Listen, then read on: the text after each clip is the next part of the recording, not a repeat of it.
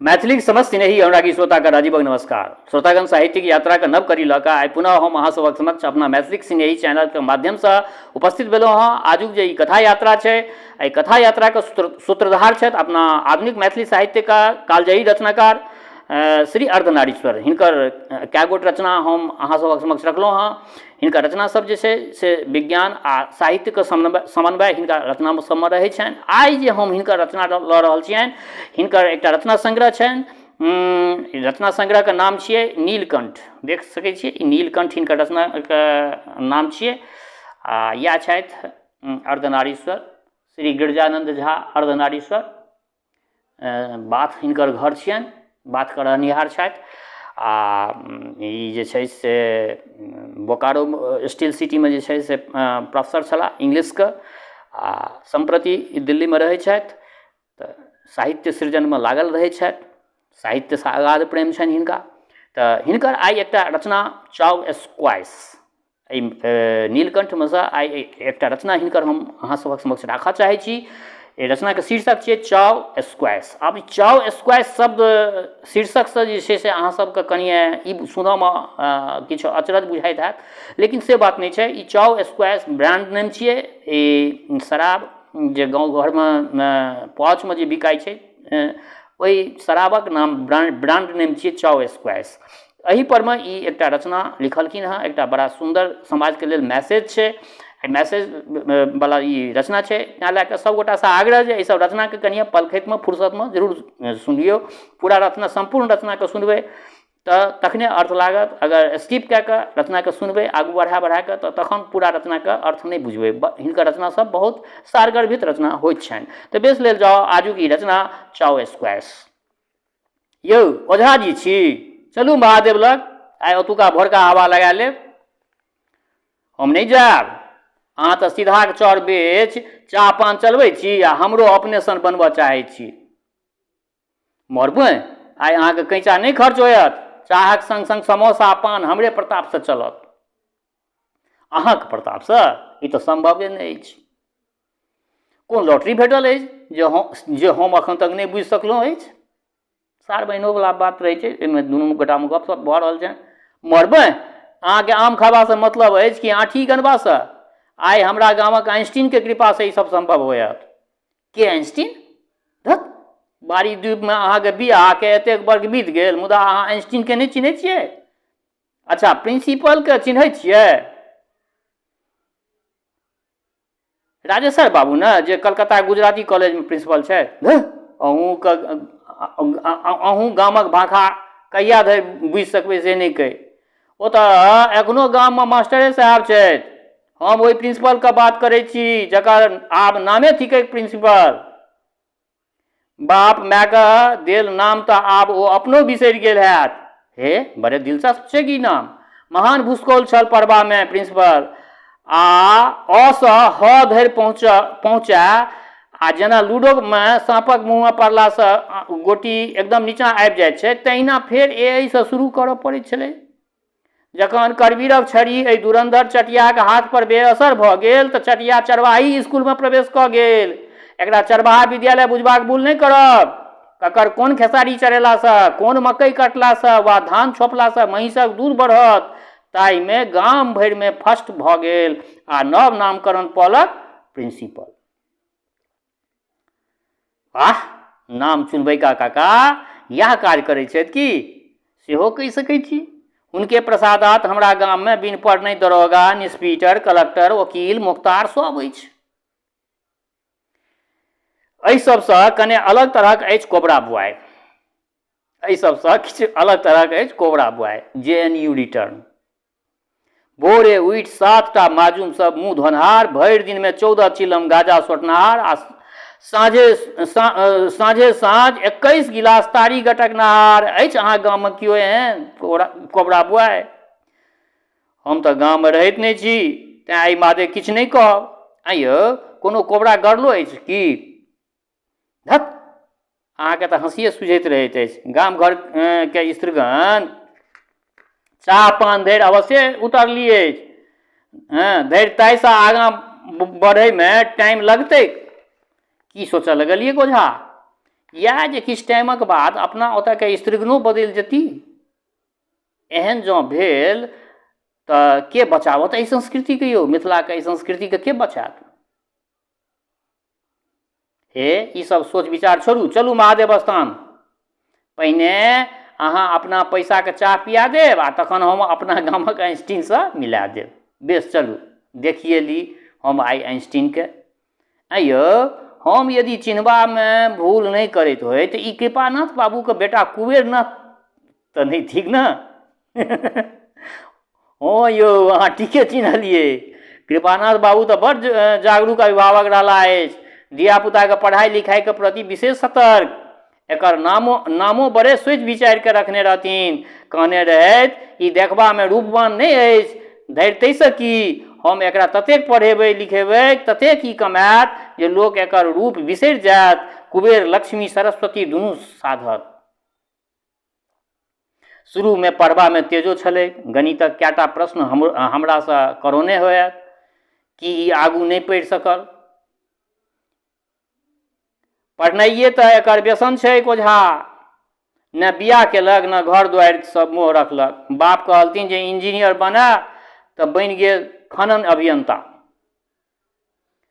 हावी रहलै वनस्पति शास्त्र आ जंतु विज्ञानक प्रति। नौकरी लेल बाप कहलथिन तऽ कहि उठल जे हम और पढ़ब, पीएचडी करब।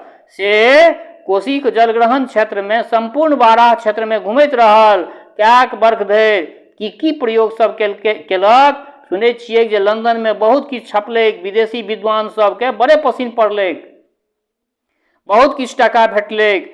हाँ धरि तैयो ई सुधरल नहि। से कोना? एखनो कृपानाथे बाबूसँ टका लैत अछि की? नहीं हुनका तऽ एक दिन आबि कऽ 5 लाख टका दऽ के कहलकनि जे अहाँके द्वारा हमरा पढ़ाई लिखाई पर कयल खर्चक ई तुच्छ भेंट हमरा तरफसँ लेल जाओ, स्वीकार कयल जाओ बाबूजी हमरा तरफसँ। आब हमर ई शरीर संपूर्ण ज्ञान समाजक थिक, देशक थिक, संपूर्ण मानव जातिक थिक। अहीं कहू जे ई सनकी छैक वा नहि? से हम कोना कहू यौ? ई बाधे बाधे बौआइत फिरैत अछि, कखनो ऊपरसँ तऽ कखनो नीचाँसँ माटिक नमूना आनैत अछि, ओहिमे किछु किछु मिला कऽ जाँच करैत रहैत अछि। कखनो कोशीक प्रलयकारी बाढ़ि जे अबैत छलै तकर विवरण पूछैत अछि आ डायरीमे लिखैत अछि। कखनो खुखनाहा धारसँ पानि आनैत अछि तकर परीक्षण करैत रहैत अछि। ई बतहपने न थिक यौ। जखन कोनो महत्वपूर्ण अनुसंधान कऽ लेत तऽ हमहूँ अहाँ बुझबै। एना औगता के निष्कर्ष किया निकालि लैत छियै ओझा? ई आइ संकल होइ तखन ने अहूँके मोन होयत। हमरा लोकनिक सजिया पोखरि जखन खुनाइत रहै तऽ 1.5 मर्द खुनलाक बादो पानि नहि निकलल रहै। ज्योतिषी जी के बजायल गेलनि, ओ कहलथिन जे कोशीक बाढ़िमे एतऽ केओ डूबि कऽ मरि गेल छलै, वएह पिशाच पानि नहि बहारा दैत छै। अहाँ लोकनि मानि लेलियै एहि बातके की? हमसभ किया मानबै? मुदा कुबेर नहि मानलक। ओ कहैक जे पानि अपन तल खोजैत छैक, से विज्ञानक सामान्यो विद्यार्थी बुझैत छैक। एहि घटनामे असल बात ई अछि जे कोशी अपना गामक चारू कात बड़ गहींर धार छोड़लक अछि। एहिमे आब पानि प्रायः नहि रहैत छैक। धारक नजदीक रहलासँ पानिक तल अधिक नीचाँ अछि, तेँ ताहिसँ गहींर कैलेसँ पानि निकलत और खूनऽ पड़त तखने पानि निकलत। रोज महादेव लग अपन एहि तर्कके राखै।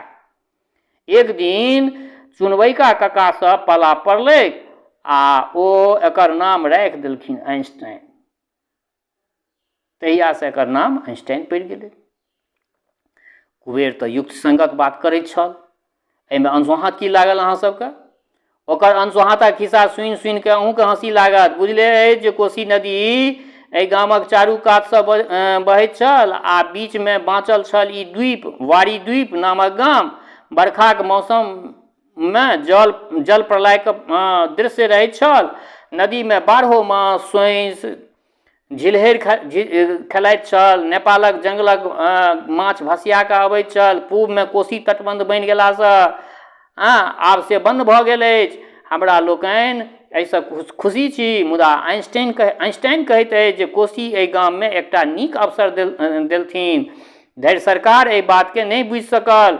एहि माटिमे डॉल्फिनके संवर्धनक नीक संभावना छैक, आवश्यकता छैक। धारके गहींर कऽ सालों भरि पानि रहै से व्यवस्था कयल जा, संपर्क पुलक निर्माण हो, एहिमे माछ आ सोंइसके पालन कयल जा। चेन्नईके विश्व प्रसिद्ध क्रोकोडाइल पार्क जकाँ एतऽ विश्व प्रसिद्ध डॉल्फिन पार्कक निर्माण भेलासँ ई भारते नहि अपितु विश्वक पर्यटन मानचित्र पर आबि जायत। देखियौ श्रोतागण, चिंतन तऽ बहुत बढ़िया छै आइंस्टाइनके, बहुत बढ़िया विचार छै, परंच बुझले अछि अपना तऽ ओझा लखे गाम बता, गामक लखे ओझा, सएह बात छै। योजना तऽ नीक छै, यदि भऽ जाय तऽ अहाँके गामक संग संग चारू भरके अनेक गामक कायाकल्प भऽ सकैत छै। हम बजलहुँ एतबे नहि, ओ पहिनहिसँ ई सब तरहक नशा विरोधी छलै हे। धैर अपन समाज तऽ आब साँझके देसी ठर्रा बाप बेटा संग मिल पीबैत अछि, कहैत एहिसँ जीवैत अछि। एखन एहि बाजारमे चाउ स्क्वैश सब पाउचके पाछाँ छोड़ि देलकै अछि। एखन एहि बाजारमे चाउ स्क्वैश सब पाउचके पाछाँ छोड़ि देलकै अछि। आइंस्टाइनक मानब मतलब आइंस्टाइन जे अछि ओकर कहब अछि जे एहिमे मात्र 10% कुमिस अछि, 85% गांजासँ मिलैत एक प्रकारक लत्तीक रस अछि, 2% हफीमक पानि अछि, 2.5% संतोलाक अर्क आ 0.5% कुकुरक चर्बीक अंश अछि। हालांकि ई देसी ठर्रासँ 3.5 दाममे भेटैत अछि, मुदा आन दारूसँ 17 गुना अधिक घातक अछि। एक दिस ओ एकरा नहि पीबैके वकालत करैत अछि तऽ छौड़ा सब ओकरा पागल कहैत छै। स्वाभाविक बात छै, अहाँ नीक कहबै गाम घरमे लोकके तऽ लोक अहाँके जे छै से एहने शब्दके संबोधन, एहने शब्दसँ संबोधन करत। हमरा तऽ कुबेरक चिन्ता वाजिब लगैए यौ। ई कहै जे मिथिला संग संग संपूर्ण भारतके बचेबाक लेल एहि प्रकारक पेयक विरोधी आवश्यक अछि। एकरा चीनक तैयार सस्ता वस्तुमे दोखे बुझाइत अछि। मतलब आइंस्टाइनके चीनमे जे चीनसँ जे कोनो वस्तु अपना ओतऽ बिकाइ लए आबै छै सस्तामे, ओहिमे खाली दोखे बुझाइ छै। ई कहैत अछि जे चीन सरकार द्वारा जैव रसायनके सहयोगसँ भारतीय समाजक दैहिक स्वास्थ्य आ मानसिक संतुलनके बिगाड़बाक प्रयास भऽ रहल अछि। ओ भारत सरकारसँ एहि क्षेत्रमे विश्व स्तरीय फूड टेस्टिंग लैब चाहैत अछि। यौ ओझा, एहि बेर फगुआमे छौड़ा सब जबरदस्ती हमरो एकटा पाउच पिया देने छल। तहियासँ होइत अछि जे कहीं कुबेरनाथ ठीक तहन तऽ हमहूँ कुकुरक चर्बी ने पी लेलहुँ। कुबेर अनुसंधानी छथि, ओ एहि नशाके मुक्तिके कोनो उपाय अवश्य सोचैत हेता। यौ ई आब सएह कऽ रहल अछि, महादेव पर चढ़ऽवला बेलपात, चानन, घीमे तुलसी पात, नीमक पात मिला कऽ शिवार्क तैयार केलक अछि। ई एहि मद्यक प्रभावसँ छुटकारा दियत। ई तऽ कहैत अछि जे ओकर एहि खोजक विस्तृत आलेख विश्व प्रसिद्ध विज्ञान पत्रिकामे शीघ्रहि प्रकाशित होयत। ओझा अहाँ की सोचऽ लगलियै? लगैत अछि जेना हमर बात सुनिते नहि होय। बड़े विचार मग्न छी यौ। सोचै छी अहाँके ई समांग हीरा अछि, मुदा अहूँ सब तकरा चीन्ह नहि पौलहुँ अछि। यौ की करबै, पूरा गाम एकरा पागल बुझैत छै, पूरा गाम एकरा पागल बुझै छै। ककरा ककरा मुँहमे झीक दियौ, या तऽ संपूर्ण मिथिलाके दुर्भाग्य थिक, या तऽ संपूर्ण मिथिलाके दुर्भाग्य थिक। एकटा समय आवत जखन वारी द्वीप कुबेरनाथक नामसँ जानल जायत, मुदा पिंडारुच सन गामके चंदा झाके पलायन उल्हन जेना सुनऽ पड़ै, तहिना अहूँके भावी पीढ़ीके सुनऽ पड़त। चलू आइ हम आइंस्टाइनके जरूर समोसा खुआएब। चलू आइ हम आइंस्टाइनके जरूर समोसा खुआएब, रसगुल्ला खुआएब। हमरा एहि बातक गर्व रहत जे कुबेरनाथके कहियो हमहूँ पढ़ौने छी। तऽ बेस श्रोतागण, हिनकर ई रचना आइ अहाँ सभक समक्ष रखलहुँ हँ। अपना सबके समाज में एहन तरह के बात होइ छै, केओ समाज के नव दिशा अगर देबऽ चाहै छथिन तऽ लोग जे छै से विक्षिप्त, पागल, की कहाँ, अटर पटर जे छै से लोक बजै छै। तऽ ओही पर में जे छै से बहुत तरह के बात सब चाव स्क्वाइस में अपने सब सुनलहुँ हँ। केहन लागल ई रचना? ई रचना जे छै सगर राति दीप जरा हटनी में 19 मई 2001 में पठित भेल छलै। अहाँ सबके ई रचना केहन लागल? अपना प्रतिक्रिया से जरूर अवगत करायब। और संगे जँ केओ गोटा नव छी हमरा ई चैनल पर, पहले बेर देख रहल छी वा सुनि रहल छी, तऽ निश्चित चैनल के सब्सक्राइब कऽ ली से आग्रह। हमर श्रोता चाहे गाँव में रहै छी वा प्रदेश में, देश में रहै छी वा विदेश में, जतऽ कतौ रहै छी, स्वस्थ रहू, निरोग रहू, अपना आचरण के पवित्र बनेने राखू। माता जनक नंदिनी जगदम्बा माँ वैदेही कृपा सदिखन अहाँ सब पर बरसैत रहा। शुभकामनाक संग जय मिथिला, जय मैथिली।